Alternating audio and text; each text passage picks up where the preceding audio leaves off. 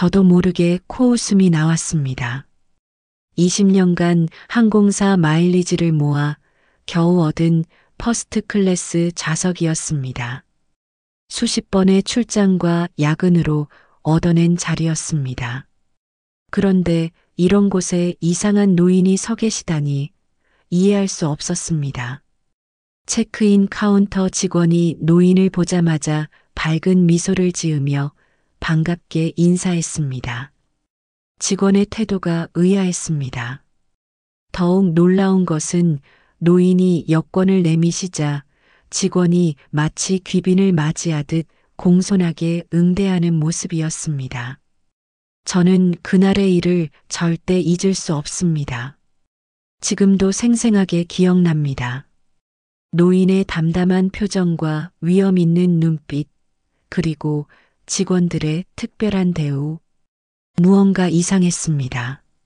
지금 바로 구독하고 좋아요를 눌러주세요. 그리고 어디에서 보고 계신지 댓글로 남겨주세요. 여러분의 생각을 듣고 싶습니다. 하지만 그때의 저는 너무나도 교만했고 그저 우연이라고만 생각했습니다. 그날 아침 저는 아무것도 몰랐습니다. 앞으로 벌어질 일들이 제 인생을 완전히 뒤바꿔 놓을 거라는 것도, 제가 얼마나 큰 실수를 저지르고 있는지도 전혀 알지 못했습니다. 하늘은 맑았고 붉은 태양이 떠오르고 있었습니다. 그때 저는 단순히 출장을 위해 공항에 온 평범한 회사원이었습니다. 하지만 그날 이후 모든 것이 변하기 시작했습니다. 퍼스트 클래스 탑승구로 향하는 동안 내내 불편한 마음을 감출 수 없었습니다. 체크인 카운터에서 보았던 그 노인이 제 앞자리에 앉아 계실 거란 생각은 미처 하지 못했습니다. 저는 평소와 같이 정장 차림의 고급 서류 가방을 들고 탑승했습니다. 승무원들의 정중한 인사를 받으며 EA 좌석으로 향했고 그곳에서 다시 한번 놀라지 않을 수 없었습니다. 1A 좌석에 그 노인이 이미 자리 잡고 앉아 계셨기 때문입니다. LA행 비행기는 새벽이라 승객이 많지 않았습니다. 퍼스트 클래스 12석 중 4석만이 예약되어 있었고 하필이면 제가 그 노인 바로 뒷자리에 배정받았다는 사실이 못내 신경 쓰였습니다. 이륙 전 승무원이 환영 샴페인을 서빙했습니다. 저는 당연히 노인이 거절하실 거라 예상했습니다. 하지만 예상과 달리 노인은 샴페인 잔을 받아들며 프랑스어로 승무원과 짧은 대화를 나누셨습니다. 승무원의 표정이 한층 밝아졌고 노인을 대하는 태도가 더욱 공손해졌습니다. 비행기가 이륙하고 식사 시간이 되었습니다. 저는 평소처럼 기내식 메뉴를 꼼꼼히 살펴보았습니다. 와인 페어링까지 신중하게 고르면서 무심코 앞자리를 힐끗거렸습니다. 노인은 메뉴를 보지도 않고 프랑스 요리를 주문하셨고 와인도 빈티지를 정확히 짚어가며 고르셨습니다. 창 밖으로는 끝없는 구름바다가 펼쳐져 있었습니다. 노인은 창밖을 바라보며 조용히 미소 짓고 계셨습니다. 그 모습이 왠지 모르게 느껴졌습니다. 마치 오랜 세월 동안 수많은 비행을 해오신 분 같았습니다. 저는 노트북을 펼쳐 회의 자료를 검토하려 했지만 도무지 집중이 되지 않았습니다. 체크인 카운터에서부터 이어진 의문이 점점 커져만 갔습니다. 허름한 차림새와는 전혀 다른 노인의 한 모습, 세련된 매너, 그리고 승무원들의 특별한 응대가 계속해서 제 머릿속을 맴돌았습니다. 비행기는 태평양 상공을 날아가고 있었습니다. 저는 그때까지도 몰랐습니다. 이 비행이 제 인생의 큰 전환점이 될 것이라는 사실을. 앞으로 벌어질 일들이 제 가치관을 완전히 뒤흔들어 놓을 것이라는 사실을 말입니다. 비행 시간이 4시간쯤 지났을 때입니다. 저는 잠시 업무 메일을 확인하다가 화장실을 가기 위해 자리에서 일어났습니다. 그때 갑자기 기체가 크게 흔들렸고 저는 중심을 잃고 비틀거렸습니다. 순간 노인의 빠른 손놀림이 보였습니다. 넘어지려는 저의 팔을 잡아주셨는데 그 움직임이 마치 무술고수와 같았습니다. 그런데 더 놀라운 것은 그때 노인의 소매가 살짝 거쳐 올라가면서 보였던 광경이었습니다. 노인의 손목에는 시계 애호가들 사이에서 전설로 불리는 파텍 필립 그랜드 컴플리케이션이 채워져 있었습니다. 전 세계에 단 5개밖에 없다는 그 시계였습니다. 해외 영업을 하면서 귀한 시계들을 많이 보아왔지만 이 시계는 처음이었습니다. 자리로 돌아온 저는 노트북을 덮고 깊은 생각에 잠겼습니다. 허름한 등산복 차림이지만 최고급 시계를 소유하고 계신 노인. 프랑스어는 물론 와인과 음식에 대한 해박한 지식, 그리고 항공사 직원들의 특별한 예우. 이 모든 것이 수수께끼처럼 느껴졌습니다. 잠시 후 기장의 기내 방송이 들렸습니다. 미국 서부 해안의 악천후로 인해 LA 공항 착륙이 어려우니 샌프란시스코 공항으로 회항한다는 내용이었습니다. 승객들 사이에서 동요가 일어났고 객실은 순식간에 술렁이기 시작했습니다. 그런데 노인은 여전히 평온한 모습이었습니다. 오히려 휴대전화를 꺼내 신속하게 누군가에게 연락을 하시는 듯 했습니다. 그리고 얼마 지나지 않아 승무원 한 명이 노인에게 다가와 귓속말로 무언가를 전했습니다. 저는 우연히 그 대화의 일부를 들을 수 있었습니다. 이미 샌프란시스코 공항에 전용기가 대기하고 있다는 내용이었습니다. 순간 제 귀를 의심했습니다. 전용기라니요. 도대체 이분은 누구시길래 이런 대우를 받는 것일까요? 창밖으로는 먹구름이 몰려들고 있었습니다. 비행기는 방향을 틀어 샌프란시스코로 향했고 저는 점점 더 깊은 미스터리 속으로 빠져들고 있었습니다. 그때까지만 해도 이 회항이 제 인생에 얼마나 큰 영향을 미치게 될지 전혀 알지 못했습니다. 샌프란시스코 국제공항에 착륙한 시각은 현지 시간으로 오후 2시였습니다. 악천후로 인한 급작스러운 회항으로 대부분의 승객들은 혼란스러워했습니다. 항공사는 LA행 대체 항공편을 수배하느라 분주했고 승객들은 저마다 일정 변경을 위해 휴대폰을 붙들고 있었습니다. 저 역시 LA 지사와의 중요한 미팅 일정을 조율해야 했습니다. 하지만 그보다 더 제 시선을 사로잡은 것은 노인을 향한 공항 관계자들의 이례적인 대응이었습니다. 비행기가 착륙하자마자 게이트로 고급 리무진이 한 대 들어왔습니다. 공항 내 차량 진입이 엄격히 통제되는 곳인데도 말입니다. 그리고 공항장으로 보이는 사람이 직접 노인을 맞이했습니다. 저는 수화물을 기다리며 무심코 노인의 움직임을 지켜보았습니다.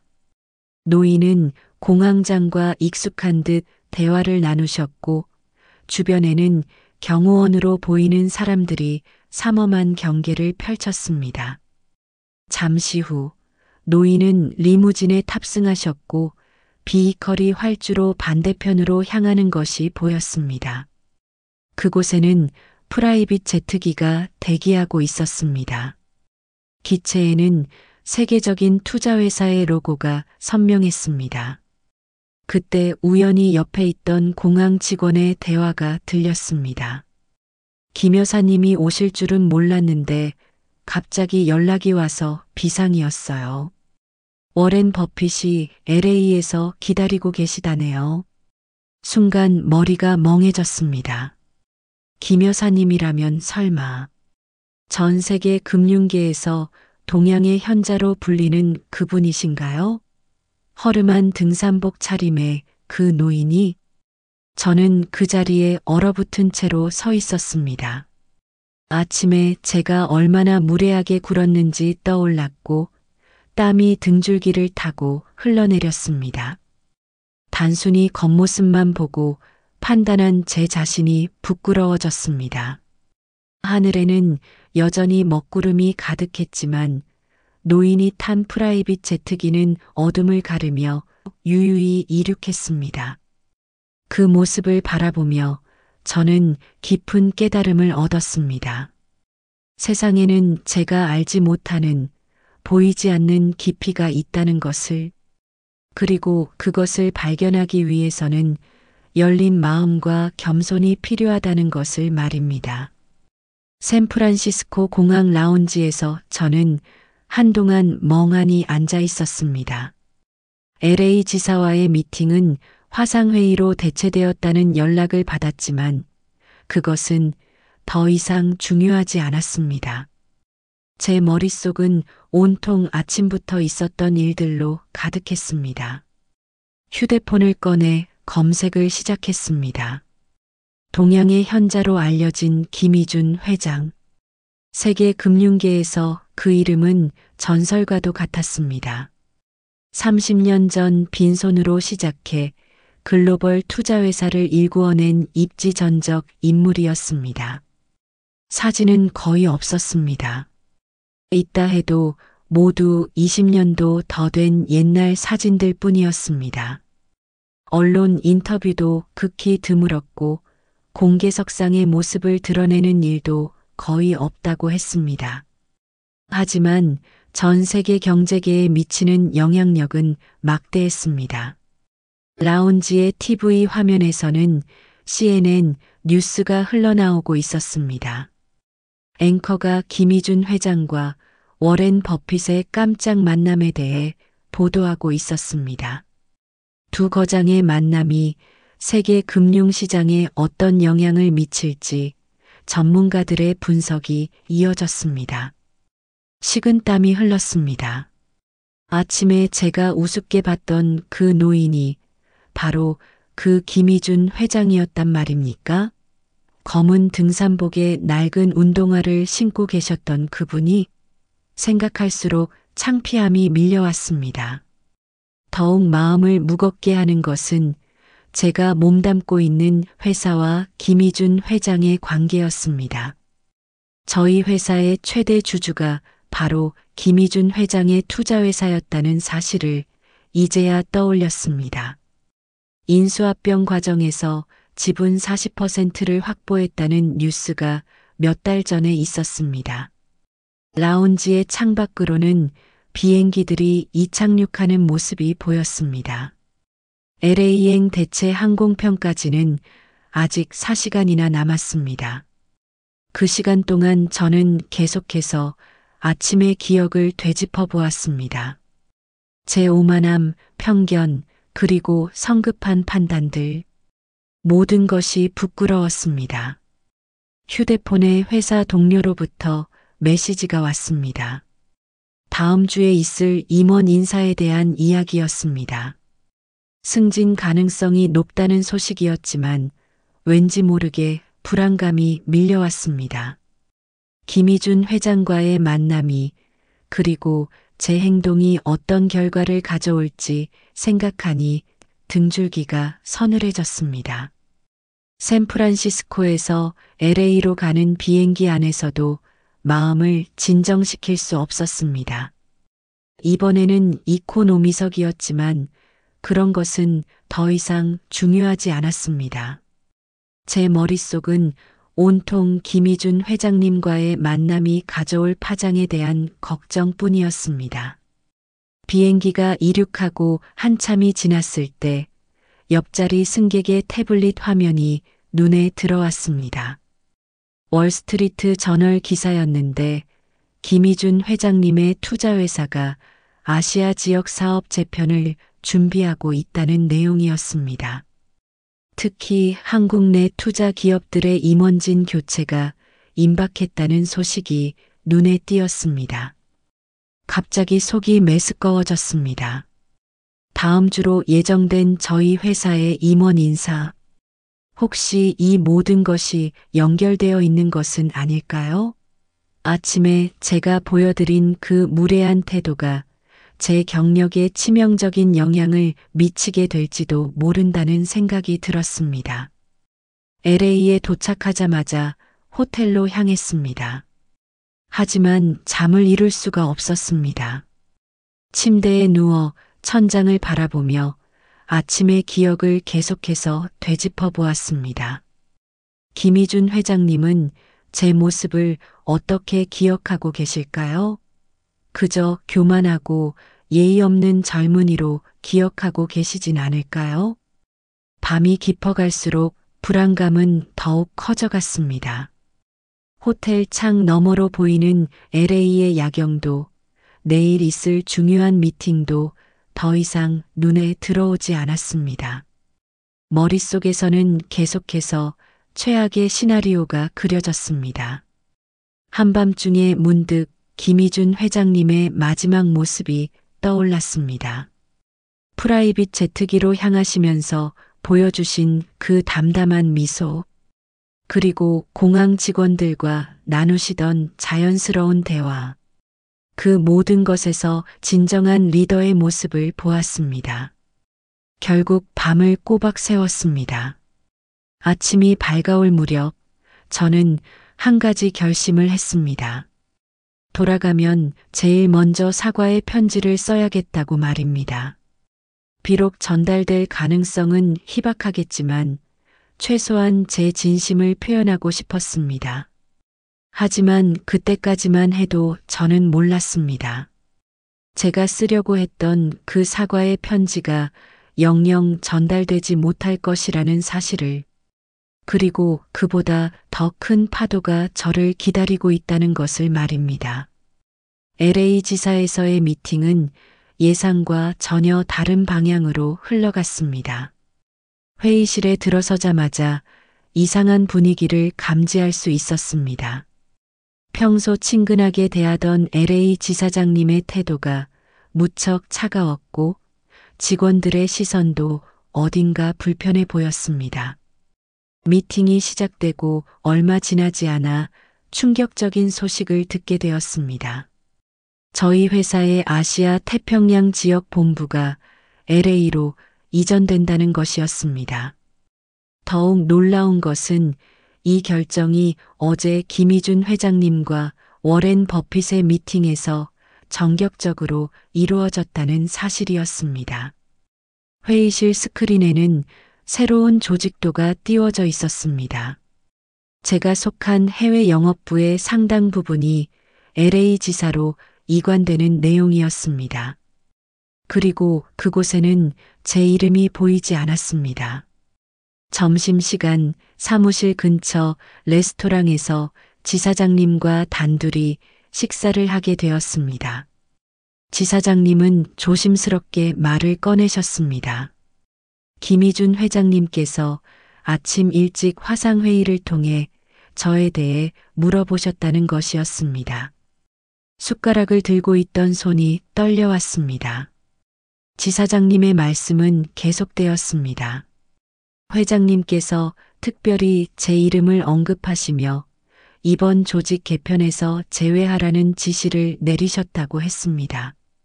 창밖으로는 따사로운 LA의 햇살이 비치고 있었습니다. 하지만 제 마음은 칠흑 같은 어둠 속에 빠져들고 있었습니다. 불과 하루 전 공항에서의 그 짧은 만남이 제 인생을 완전히 뒤바꿔 놓은 것입니다. 호텔로 돌아와 노트북을 펼쳤습니다.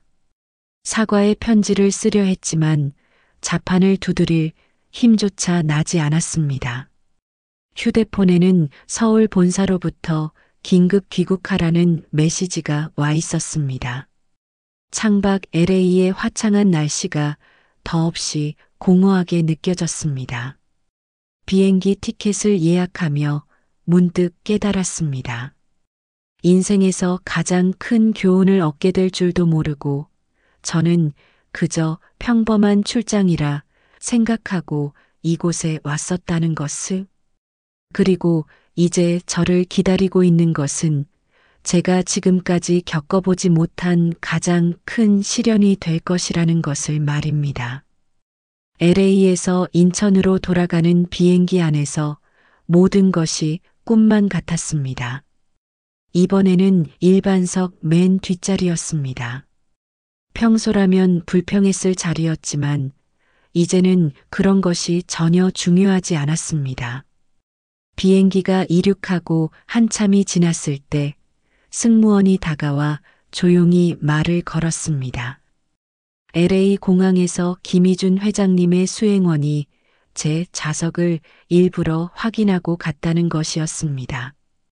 그리고 제가 탑승한 사실을 본사에 즉시 보고했다고 했습니다.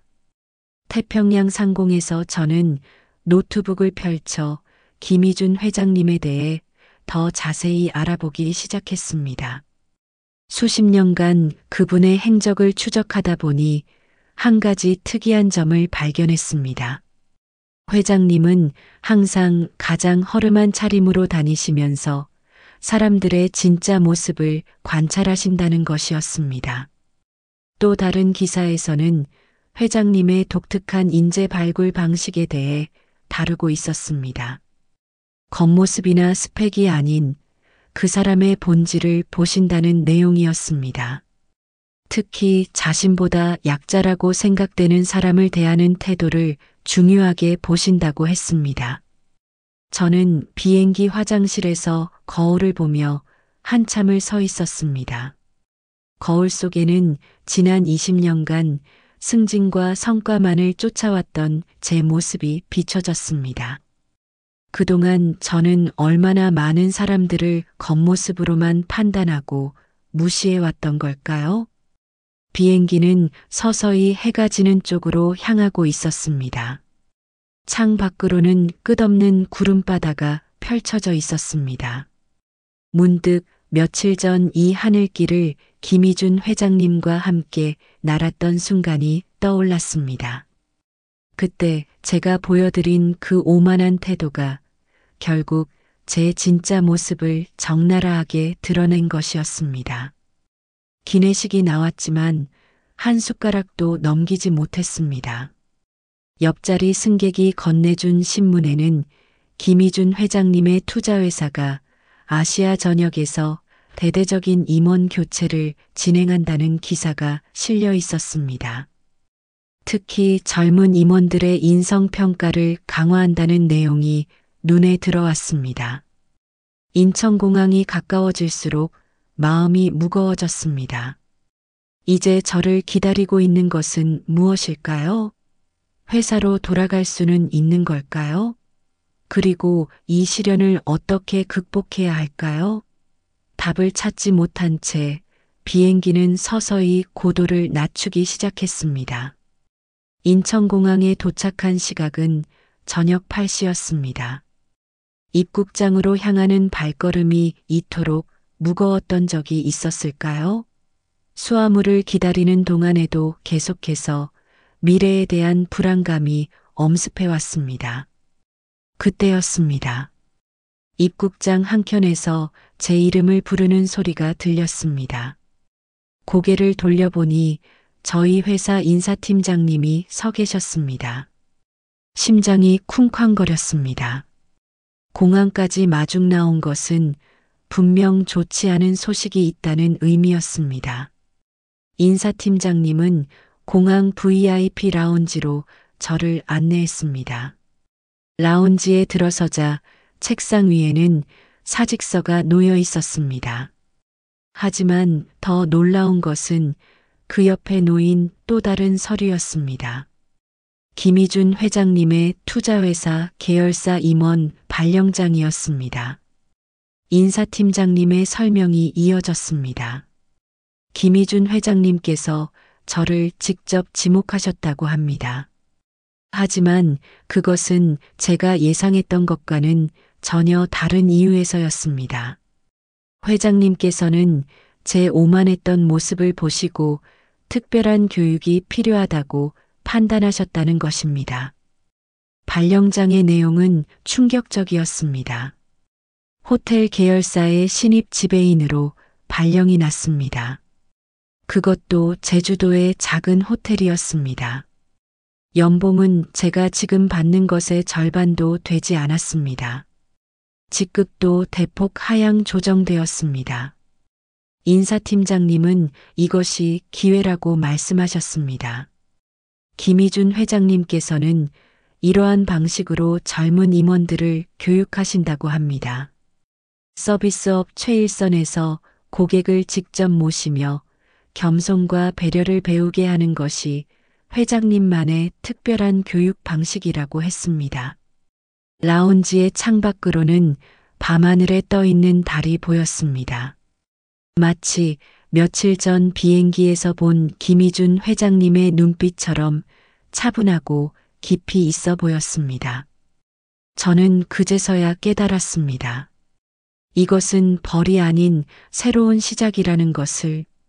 두 장의 서류를 바라보며 오랫동안 생각에 잠겼습니다.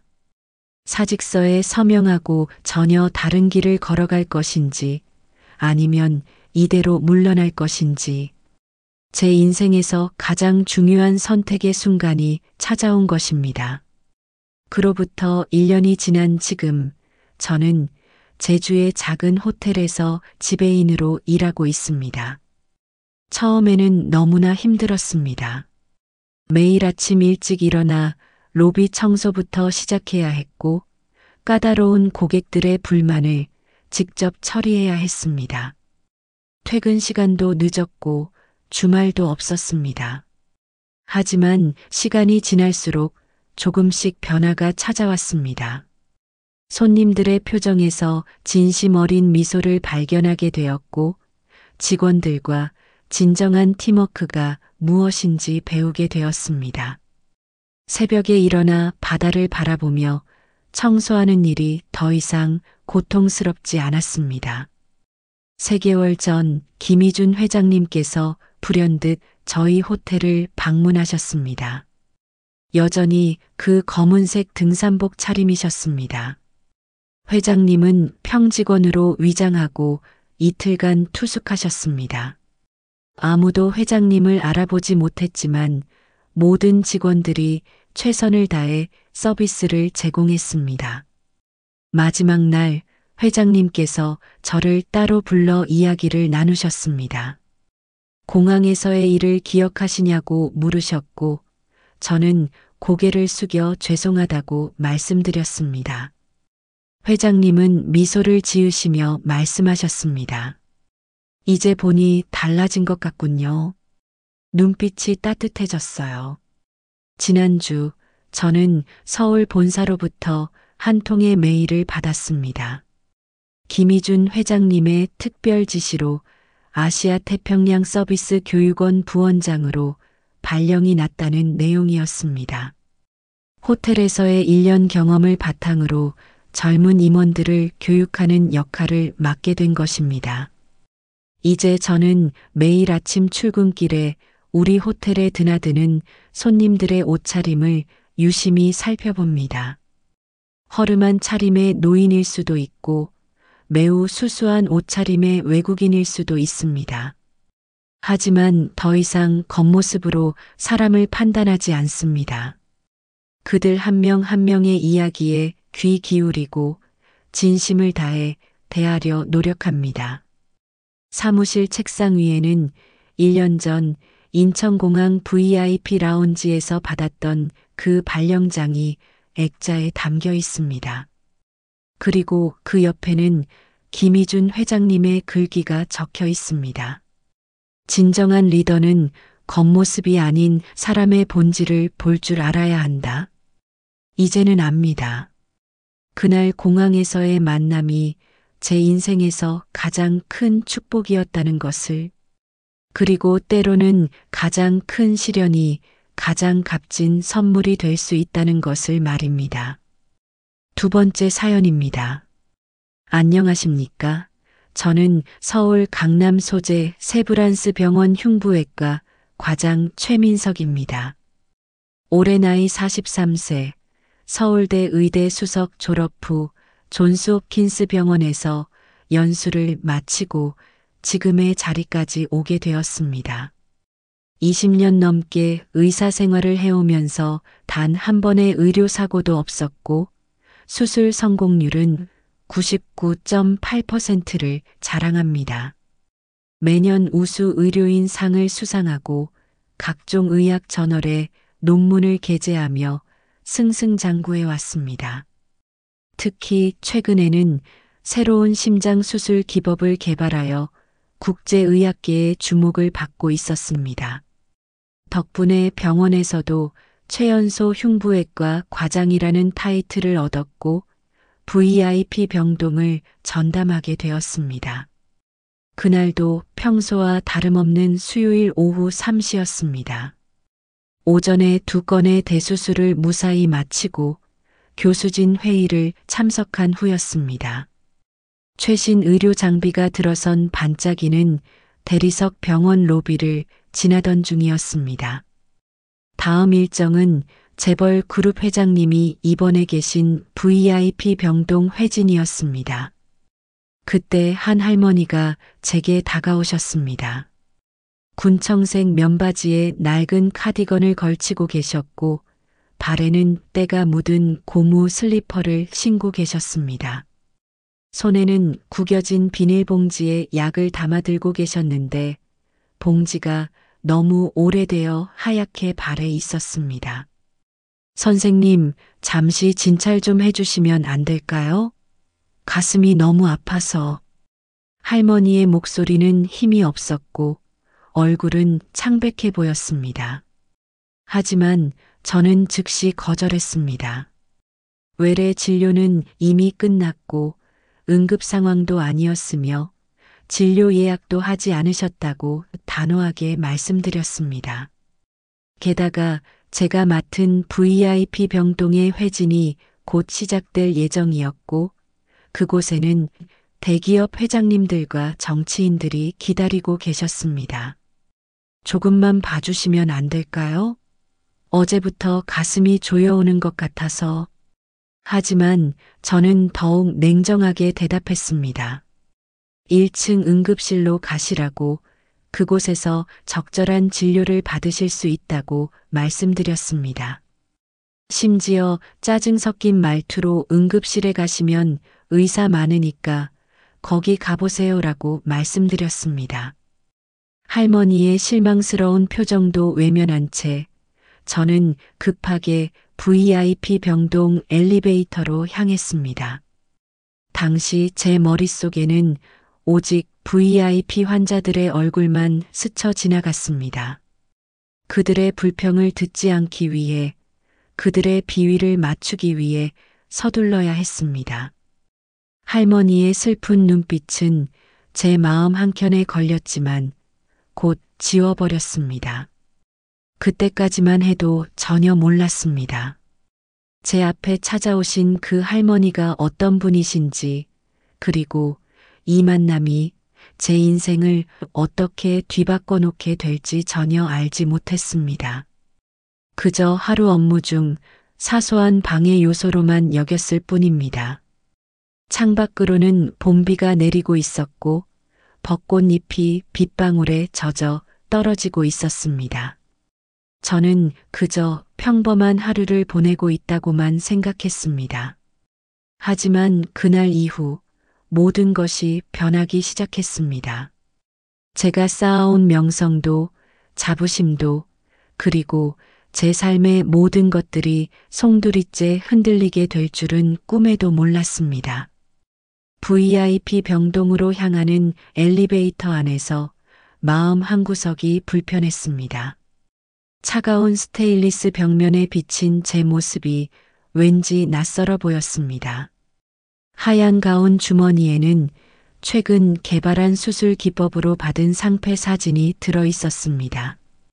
다음 주 있을 의학 컨퍼런스 기조연설을 위한 자료였습니다. 20층 VIP 병동은 평소와 다른 분위기였습니다. 복도를 지나는 간호사들의 발걸음이 더욱 분주했고 병실 앞에는 삼엄한 경비가 서 있었습니다. 오늘은 특별한 환자가 입원해 계신다는 것을 직감할 수 있었습니다. 수간호사가 다가와 귓속말로 전했습니다. 2001호 병실에 입원하신 분이 바로 대한의료재단 이사장님이시라고 했습니다. 전국 상급 종합병원 네트워크를 보유한 의료재단의 수장이셨습니다. 제 병원의 이사회 의장이기도 하셨죠. 진료 기록을 확인하니 협심증 증상을 호소하셨다고 했습니다. 제가 개발한 새로운 수술 기법을 직접 보고 싶다며 저희 병원으로 오셨다는 이야기였습니다. 이번 진료가 제 경력에 큰 전환점이 될 수도 있다는 생각에 마음이 조금 설렜습니다. 그때였습니다. 복도 끝에서 갑자기 요란한 소리가 들렸습니다. 누군가가 쓰러진 것 같았습니다. 간호사들이 뛰어갔고 응급 코드가 방송되었습니다.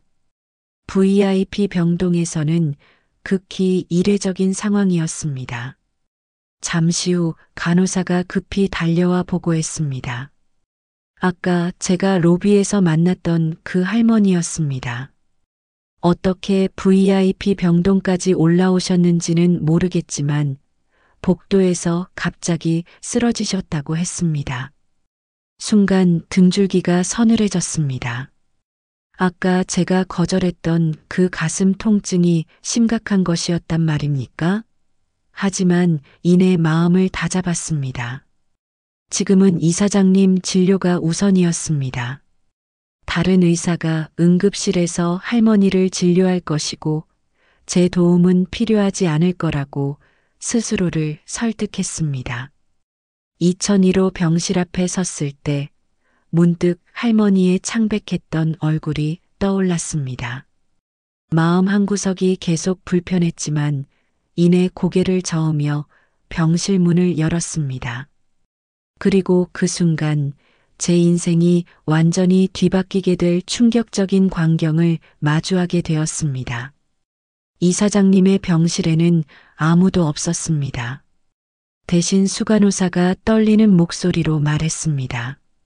선생님, 방금 쓰러지신 분이 바로 이사장님의 어머니십니다. 그 순간 머릿속이 하얘졌습니다. 다리에 힘이 풀려 병실 벽을 짚어야 했습니다. 방금 쓰러지신 분이 대한의료재단 이사장님의 어머니라니. 제가 오늘 로비에서 냉정하게 외면했던 그 할머니가 응급실로 뛰어가는 동안 온갖 생각이 스쳐 지나갔습니다. 할머니께서 보이셨던 가슴 통증의 증상들, 창백했던 안색, 그리고 힘없이 떨리던 목소리. 분명 심각한 증상이었는데 저는 그것을 무시했습니다. 제 앞에 놓여있던 살릴 수 있는 기회를 외면한 것입니다. 응급실에 도착했을 때는 이미 심폐소생술이 진행 중이었습니다. 모니터에는 심실세동 파형이 보였고 응급의학과 선생님들이 안간힘을 쓰고 계셨습니다. 저는 즉시 상황을 인계받았습니다. 제가 병원 내 최고의 심장 전문의였기 때문입니다. 심장마비입니다. 내원 직후 심정지가 왔고 현재 10분째 심폐소생술 진행 중입니다. 응급의학과 선생님의 보고가 이어졌습니다. 할머니의 상태는 매우 위중했습니다. 심전도 상에서는 전형적인 급성 심근경색의 징후가 보였습니다. 제가 로비에서 만났을 때 적절한 조치만 취했더라면 이런 상황은 막을 수 있었을 것입니다. 온 힘을 다해 심폐소생술을 이어갔습니다. 제 전공인 심장수술은 99.8%의 성공률을 자랑했지만 이미 심정지가 온 환자의 생존율은 10%도 되지 않았습니다. 등에서는 식은땀이 흘렀고 손은 떨려왔습니다. 그때 응급실 문이 열렸습니다. 병원 이사장님이 급히 들어오셨습니다. 하지만 예상과 달리 고함을 지르거나 화를 내시지 않았습니다. 대신 조용히 한마디 하셨습니다. 어머님께서 오늘 아침부터 가슴이 아프다고 하셨습니다. 하지만 제가 바빠서 모시고 올 시간이 없었습니다. 그래서 혼자 찾아오시라고 했죠. 결국 어머님은 혼자서 이 병원을 찾아오셨고 이사장님의 목소리가 떨렸습니다. 그리고 이어지는 말씀에 저는 그 자리에서 얼어붙고 말았습니다. 사실 어머님께서 일부러 평상복을 입고 오신 겁니다. 의사들이 자신을 어떻게 대하는지 직접 보고 싶다고 하셨거든요. 20년간 의료재단을 일구어 오시면서 늘 마음에 걸렸던 부분이라고 심폐소생술은 계속되었습니다. 하지만 모니터의 파형은 점점 더 희미해져 갔고 저의 양심은 점점 더 무거워져만 갔습니다. 본비는 여전히 창밖을 두드리고 있었고 응급실의 형광등 불빛은 그 어느 때보다 차갑게 느껴졌습니다. 응급실의 시계는 오후 4시 15분을 가리키고 있었습니다. 심폐소생술이 시작된 지 30분이 지났습니다. 의료진 모두가 지칠 대로 지쳐 있었지만 제 양팔은 기계처럼 계속해서 할머니의 가슴을 압박했습니다. 에피네프린 1앰플 추가 투여하겠습니다. 현재 심전도상 무수축 상태입니다. 제세동기 300줄 준비해 주세요. 간호사들의 음성이 메아리처럼 들려왔습니다. 응급실 한켠에는 병원 이사들이 모여들기 시작했고 복도에는 취재진들의 소리가 들려왔습니다. 대한의료재단 이사장 모친, 대형병원 응급실서 심정지 같은 헤드라인이 내일 아침 뉴스를 장식하겠지요. 그때였습니다. 심전도 모니터에서 미세한 변화가 감지되었습니다. 심실세동이 돌아왔습니다. 제세동기 충전 완료했습니다. 자리 비켜주세요. 제세동 시행하겠습니다. 전기 충격이 가해지는 순간 할머니의 몸이 크게 떨렸습니다. 그리고 기적처럼 심장이 다시 뛰기 시작했습니다. 미약하지만 분명한 심장 박동이 모니터에 나타났습니다. 즉시 중환자실 이송 준비가 시작되었습니다. 혈관 조영실도 대기 상태로 전환되었습니다. 이제 제가 개발한 새로운 심장 수술 기법을 적용해야 할 시간이었습니다. 하지만 제 마음은 무거웠습니다. 중환자실로 향하는 침대를 따라가면서 할머니의 손을 잡았습니다. 그 주름진 손에서 전해지는 차가운 감촉이 저를 더욱 부끄럽게 만들었습니다. 불과 몇 시간 전 이 손을 잡아드릴 기회가 있었는데 거절했던 제 모습이 떠올랐습니다. 복도를 지나는 동안 의료진들이 모두 고개를 숙였습니다. 그들의 시선이 마치 날카로운 화살처럼 저를 향하고 있는 것 같았습니다. 분명 소문은 이미 퍼졌을 것입니다. 최고의 실력을 자랑하던 흉부외과 과장이 환자를 외면했다가 이런 사태를 초래했다는. 중환자실 입구에서 이사장님이 저를 기다리고 계셨습니다. 선생님, 수술은 선생님께서 맡아주셨으면 합니다. 이 한마디가 저를 더욱 무겁게 만들었습니다. 제가 거절했던 바로 그 환자를, 제가 무시했던 바로 그 할머니를 제 손으로 살려내야 한다는 현실이 너무나 아이러니했습니다. 중환자실의 소독약 냄새가 평소보다 더 강하게 느껴졌습니다. 창밖의 봄비는 여전히 내리고 있었고 저는 인생에서 가장 긴 수술을 준비해야 했습니다. 수술실 준비는 평소와 달리 이례적으로 빨리 진행되었습니다. 병원 전체가 비상체제로 전환된 듯 했습니다.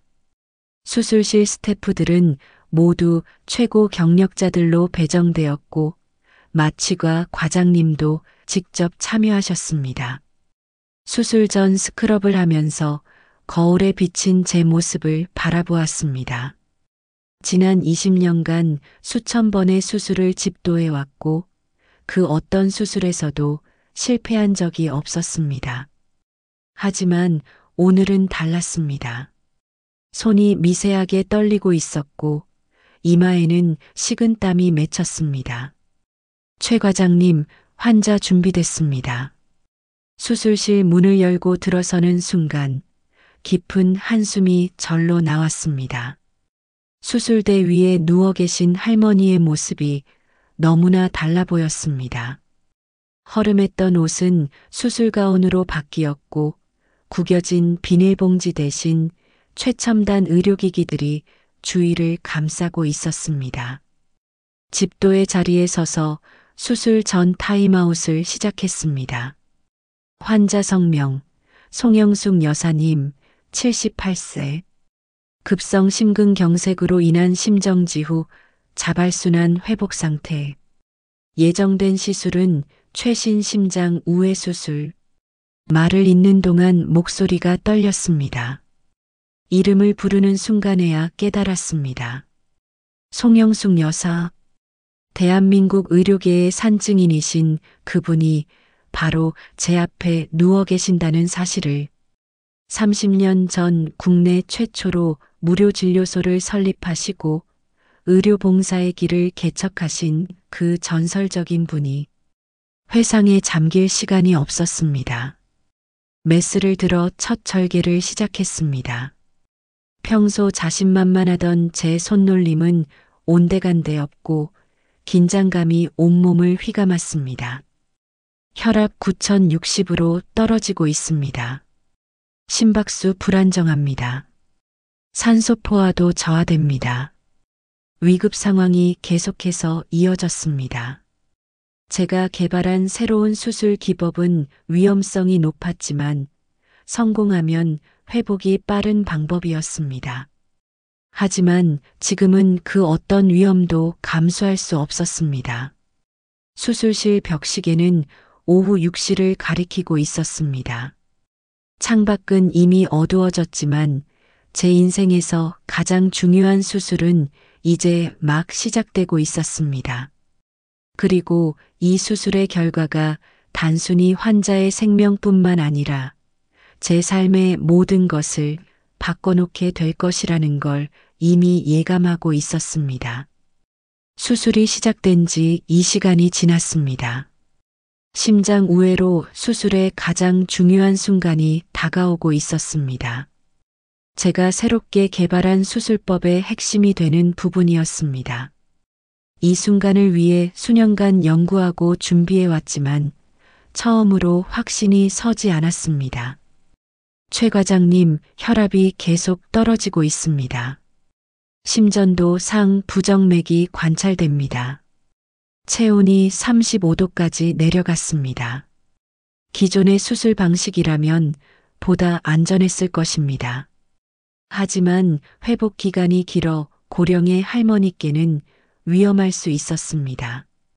새로운 방식은 성공하면 회복이 빠르지만 그만큼 위험성도 컸습니다.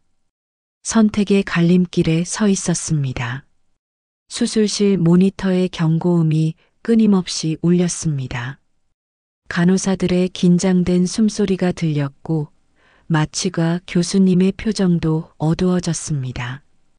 그때 문득 할머니께서 로비에서 하셨던 말씀이 떠올랐습니다. 선생님, 조금만 봐주시면 안 될까요? 그때 제가 잠시만 시간을 내어 진찰했더라면 이런 위험한 상황까지 오지 않았을 것입니다. 환자의 생명보다 제 편의를 앞세웠던 그 순간의 선택이 이런 극한의 상황을 만들어낸 것입니다. 혈압 7040입니다. 심실세동이 시작됩니다. 체외순환 준비하겠습니다. 순간 큰 결심을 했습니다. 제 명예와 경력을 모두 걸더라도 할머니의 생명만은 반드시 구해야 했습니다. 기존의 수술법으로 전환하기로 했습니다. 시간은 더 걸리겠지만 안전성이 높은 방법이었습니다. 수술 방식을 기존 방식으로 전환하겠습니다. 모두 준비해 주세요. 그 순간 수술실 문이 열렸습니다. 병원장님이 직접 들어오셨습니다. 최 과장, 지금 무슨 일이 벌어지고 있는지 아십니까? 전국의 모든 언론이 우리 병원 앞에 모여 있습니다. 송영숙 여사님은 단순한 환자가 아닙니다. 대한민국 의료계의 어머니십니다. 절대 실패해서는 안 됩니다. 등에서는 식은땀이 흘렀습니다. 수술실의 온도는 18도로 유지되고 있었지만 제 온몸은 불덩이처럼 달아올랐습니다. 시계는 이미 밤 9시를 가리키고 있었고 창밖에서는 여전히 봄비가 내리고 있었습니다. 수술실의 시계가 밤 9시 30분을 가리키고 있었습니다. 병원장님의 말씀이 귓가에 맴돌았지만 저는 다시 한번 크게 심호흡을 하고 제 결심을 밝혔습니다. 죄송합니다만 환자의 안전을 위해 기존 수술법으로 진행하겠습니다. 제 경력이나 명예보다 송영숙 여사님의 생명이 더 중요합니다. 병원장님의 얼굴이 굳어졌습니다. 제가 개발한 새로운 수술법의 성공은 병원의 위상과 직결된 문제였기 때문입니다. 하지만 더 이상 망설일 시간이 없었습니다. 모니터의 경고음은 계속해서 울리고 있었고 할머니의 상태는 점점 악화되고 있었습니다. 체외순환 준비되었습니다. 심장을 정지시키겠습니다. 체온 34도까지 낮추겠습니다. 기존의 수술법은 제가 눈 감고도 할 수 있을 만큼 익숙한 것이었습니다. 손놀림이 달라졌습니다. 이전의 떨림은 사라지고 차분하고 정확한 동작이 이어졌습니다. 수술실 스태프들의 표정도 조금씩 밝아지기 시작했습니다. 혈압 상승 중입니다. 심장 리듬이 안정화되고 있습니다. 체온도 정상 범위로 돌아오고 있습니다. 수술이 진행되는 동안 제 머릿속에는 계속해서 같은 생각이 맴돌았습니다.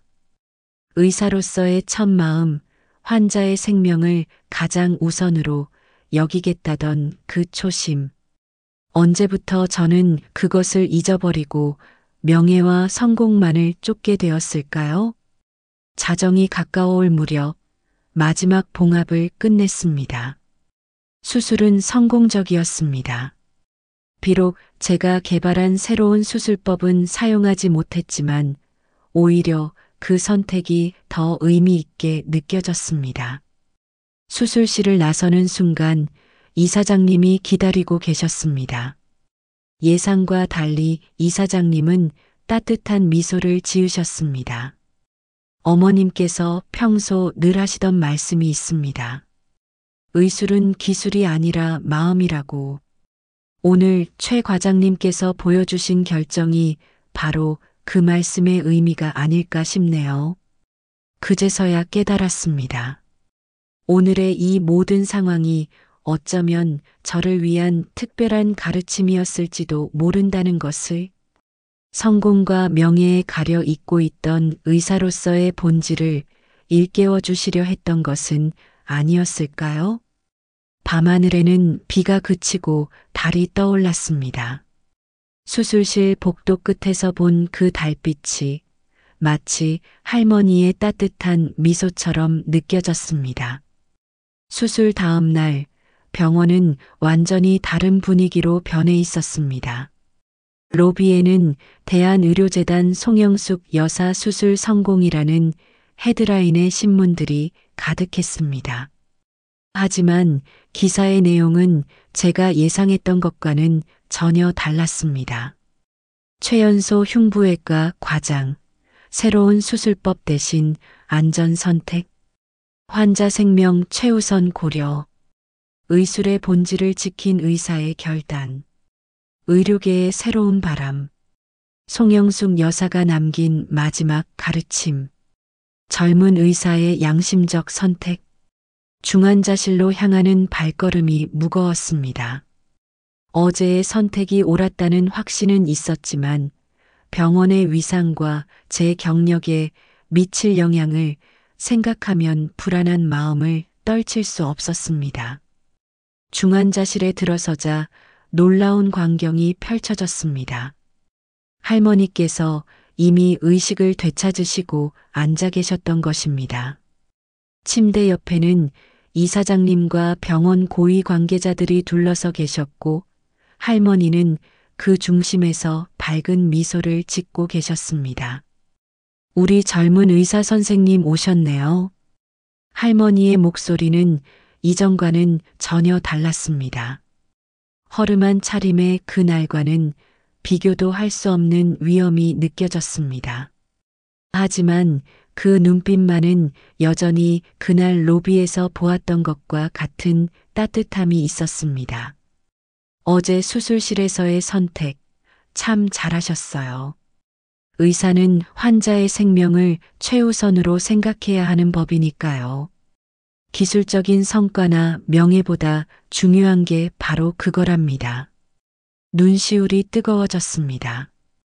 그동안 제가 얼마나 잘못된 방향으로 가고 있었는지 깨달았습니다.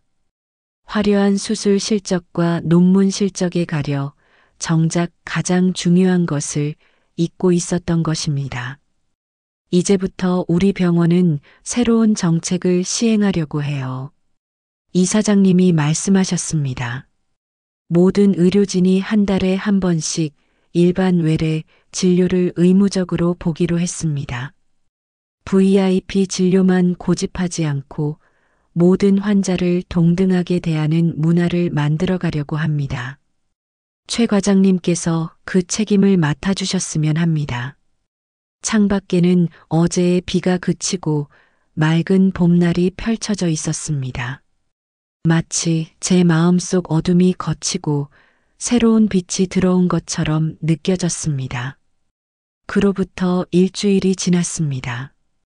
병원의 분위기는 완전히 달라졌습니다. 로비에는 더 이상 VIP 전용 안내 데스크가 없었고 모든 환자들이 동일한 절차로 진료를 받게 되었습니다. 제가 그토록 아끼던 VIP 병동의 특별 회진도 일반 병동 회진과 통합되었습니다. 송영숙 여사님의 사례는 전국적인 반향을 일으켰습니다. 여러 언론에서 취재 요청이 쇄도했고 의료계 내부에서도 큰 화제가 되었습니다. 환자 중심의 의료 서비스 회복이라는 주제로 각종 세미나와 포럼이 개최되었습니다. 특히 가장 큰 변화는 제 자신의 마음가짐이었습니다. 매일 아침 출근길에 마주치는 환자들의 표정이 새롭게 보이기 시작했습니다. 허름한 옷차림의 노인이든 고급 정장 차림의 기업인이든 모두가 같은 생명이고 같은 마음을 가진 환자라는 사실을 깊이 이해하게 되었습니다. 송영숙 여사님은 놀라운 회복력을 보이셨습니다. 수술 후 열흘 만에 퇴원하셨는데 퇴원하시는 날 특별한 선물을 하나 남기고 가셨습니다. 50년 전 처음 의료 봉사를 시작하실 때 쓰시던 청진기였습니다. 이 청진기로 처음 환자를 진찰하던 그때의 마음을 잊은 적이 없답니다. 앞으로 이 청진기가 선생님의 마음을 지켜주길 바랍니다. 그 청진기는 지금도 제 진료실에 소중히 보관되어 있습니다. 매일 아침 출근해서 가장 먼저 하는 일은 그 청진기를 목에 거는 것입니다. 그럴 때마다 초심을 잃지 말자는 다짐을 하게 됩니다. 병원의 새로운 정책도 순조롭게 진행되었습니다. 일반 외래 진료를 의무화하는 제도는 처음에는 반발이 있었지만 점차 의료진들 사이에서도 긍정적인 반응이 늘어났습니다. 환자들과 직접 소통하면서 잊고 있던 의사로서의 보람을 되찾았다는 의견이 많았습니다. 어느 날 저녁 진료를 마치고 청진기를 정리하면서 문득 깨달았습니다.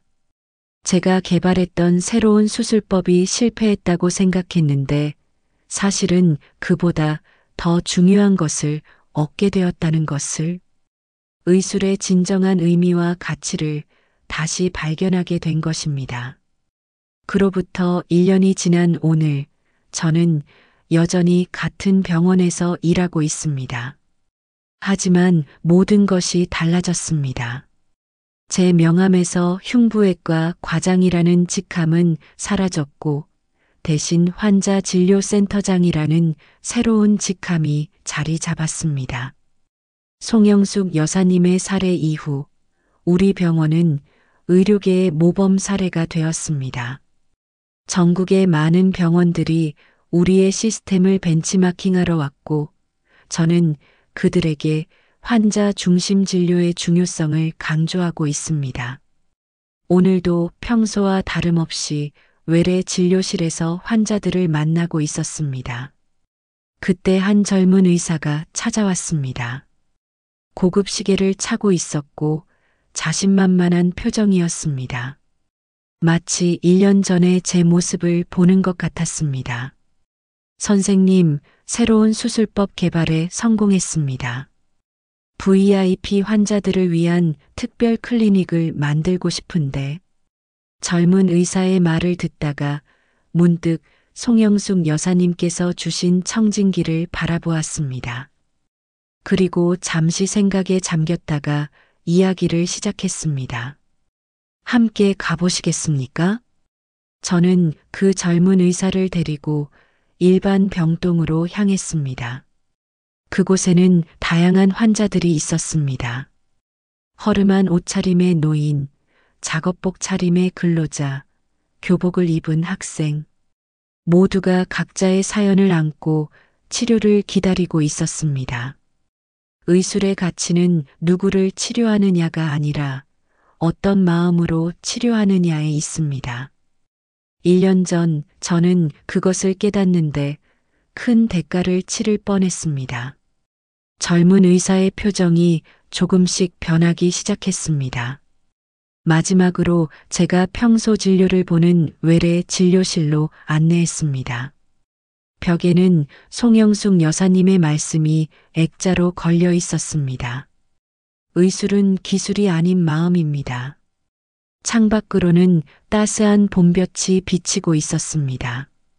1년 전 그날의 봄비는 이제 없었지만 그날의 교훈은 이렇게 다른 이에게로 전해지고 있었습니다. 의사의 가운 주머니 속에는 여전히 송영숙 여사님의 청진기가 있었고 그것은 앞으로도 계속해서 저의 초심을 지켜줄 것입니다.